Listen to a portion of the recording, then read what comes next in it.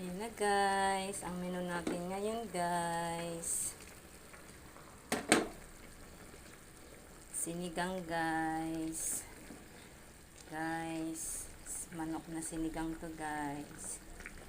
Bihira lang kasi kami guys mag-pork, kaya laging manok ang ulam namin kasi maraming hindi na pwede sa baboy sa amin. Alam nyo na yun, nakaka-high blood.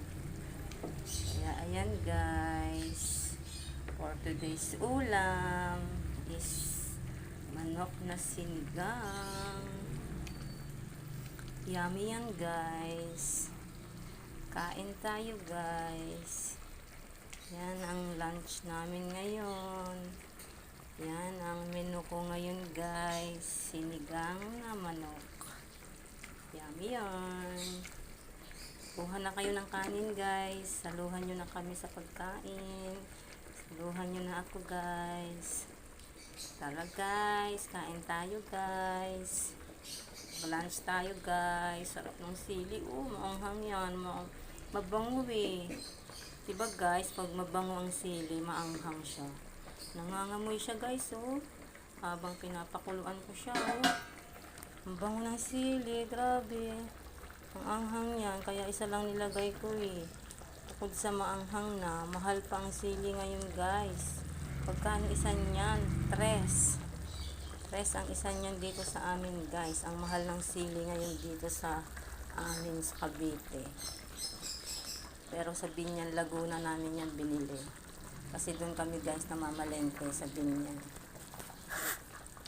Minsan, kasi guys, mas mura doon guys. Yan, yan ang aming ulam ngayon. Yan ang ulam ko today.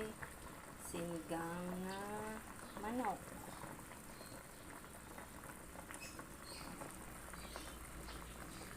Yummy yan. Kain tayo guys.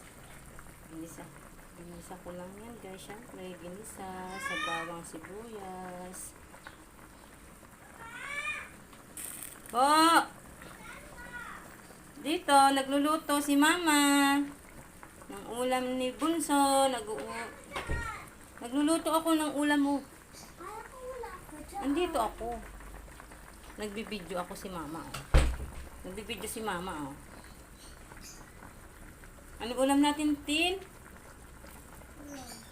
Sinigang? Bangus.